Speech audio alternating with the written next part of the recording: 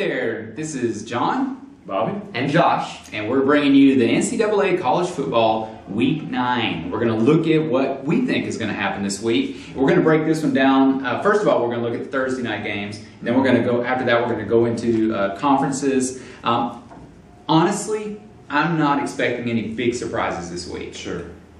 If there are surprises, they're going to be major upsets. I mean, it's college football, so you never know. Yeah, that's right. I think there'll be at least be one.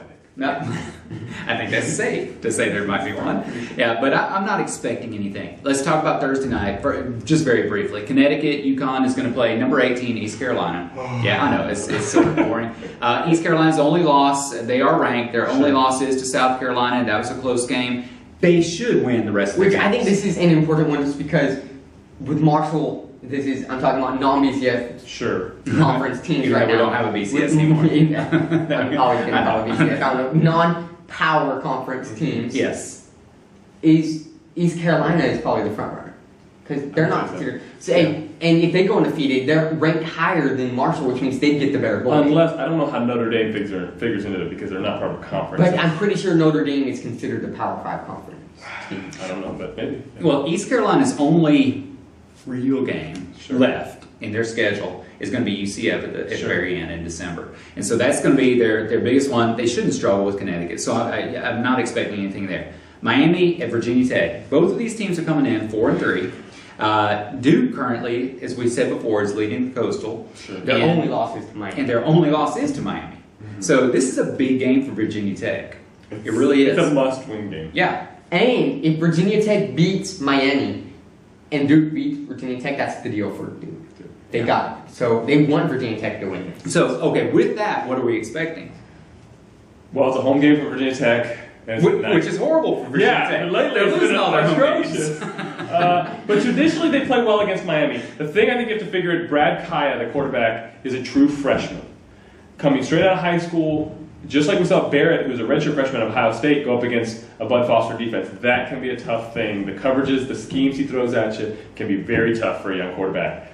With that said, are any of your running backs going to be back in the game? Marshawn Williams, the starter from before, will be back. Okay. That's huge. So now I might be leaning towards Virginia Tech just because after watching their run game against Pittsburgh, I was like, this is horrible. And Brewer's not the best quarterback when you put too much pressure on. But remember, Miami has Duke Johnson, who is a stud at running back, former All-ACC running back.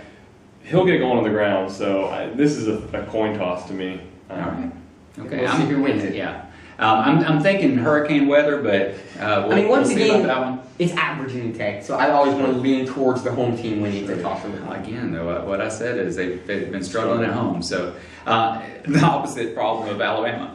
All right, so the Friday night game we have, it's not a conference game, but it's a big game for Boise. It's BYU at Boise State, and with Hill out once again, with Hill out of BYU's roster, what does that mean? Does that mean that Boise's not going to struggle? I don't think it's a gimme game, for sure. I think this is probably one of Boise's bigger games of the season, besides Ole Miss, that's right. But I think it means a lot for the program, even though it's not a conference game, it's a big one for the program. Last year, Boise got spanked by BYU. Yeah. It was like 35-14. Sure. So I think because Hill is out of the game, I'm going to want to, and it's at Boise, I'm going to want to lean towards Boise. I think it's going to come down to the defense being able to get turnovers off this quarterback. All right. Well, I think that BYU is more the Taysom Hill. I think they still have playmakers. Do they have enough? Can they match up with Boise State at Boise State? I don't necessarily think so, but I think it'll be a game. If Fresno goes toe-to-toe with them, I think game as well. Looking forward to this one. All right, let's move to the SEC. Again, this is one I'm not expecting any surprises, and I really hope there's no surprise in the first one. But Bama's at Tennessee. God, what is a surprise in this game?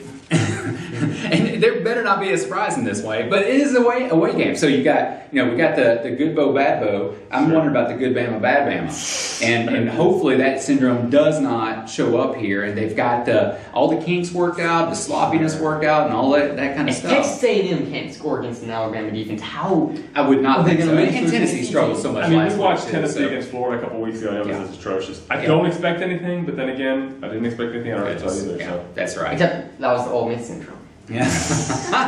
Okay, so Mississippi State is at Kentucky after Kentucky's dismantling last week by LSU. This is going to be brutal. I'm thinking it will be brutal. These as well. first 2 games are going to be brutal. But I would say this: Kentucky is picking up the Not pieces. Kentucky is picking, just like Missouri got smoked the week before by Georgia. Didn't even score a point. Then came back and thumped Florida. I don't think Kentucky can do that. But I think that they're going to come out and give them their best shot.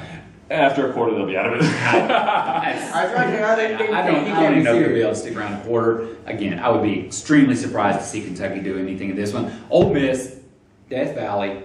The thought is, even LSU's big win last week, as far as the big scoring win against Kentucky, I would think that Ole Miss, with their defense and with Treadwell, and if they have good Bo, I don't think that's a factor. Yeah, I don't even think that's really a factor here. But I just think Ole Miss they're clicking. They're playing well as a team. Good. Yeah, and their defense is good. I think even if Bad Bo shows up, LSU's offense is so atrocious that, and Ole Miss's defense is so good. Well, LSU's excited because they got so many points last week. Like, we actually did something. So. I think Ole Miss is the best defense, probably in the country. Right. I would say that. So I think They- LSU has it.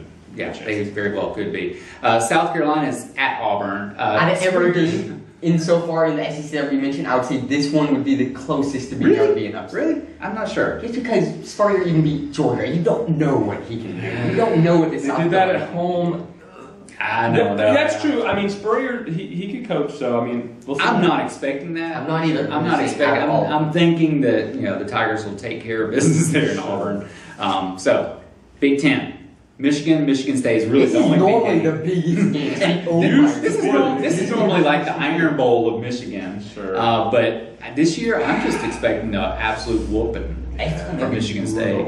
I don't even care that it's a rivalry game. There is no, these teams are going to come out and try their hardest. This is going to be brutal. This is going to be a dismantle. If Brady Hoke, coach of Michigan, could get his guys fired up For the, I don't matter. Get them fired up. This is the game to get me fired up for. This is not going to help. Yeah, I know that all the Michigan State fans are like this. They're chomping at the bit for this one. They're excited about this one. Big 12. Texas at Kansas State. Kansas State, are they going to just take care of business? I mean, Texas has shown resolve. Texas had a big game last week. And they played well, but do anything with at Kansas State, at Manhattan, Kansas. Not happening. I can't. I don't think so. I think the Wildcats are going to play that one big. But give Coach Charlie Strong credit. He is cleaning up the Texas program. He's getting rid of all these guys. I say give them a year after this year. Maybe they can do something. I think he's cleaning up, getting them in this program. Generally, the first year of a new coach, they got to kind of implement it. And granted, this one, Kansas State, they'll take care of this one, I believe.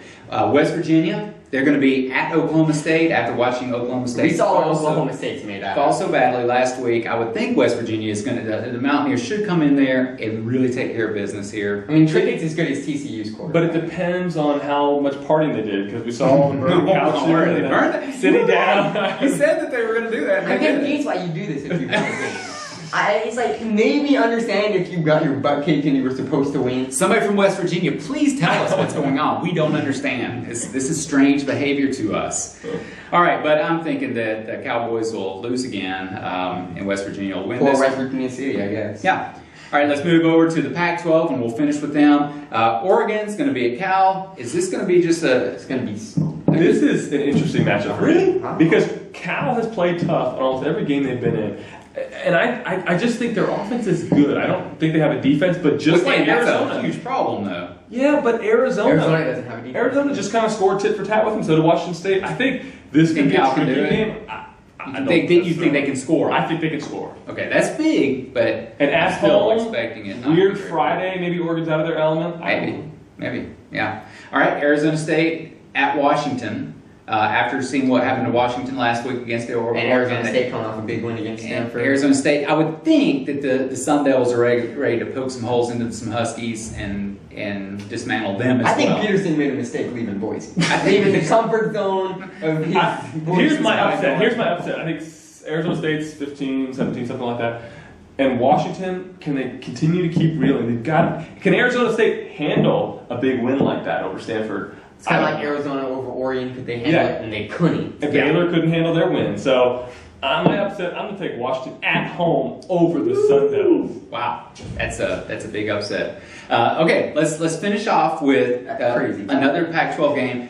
USC at Utah. This is the only one out of all of these that we've been talking about that I'm not really sure who's going to win this one. And it's pretty big for the Pac-12 because I'm pretty sure they both only have a couple losses. They're still both in the Pac-12 race run to see who can win that one. Yes, after watching it, I mean, in my mind, I'm thinking Utah can't win that one. I would agree. But I think that they should be able to hang with them. Sure. I think that the Utes have something there, and they played in close games and won. So I'm leaning towards the Utes too. Yeah. I'm going to lean towards the Trojans.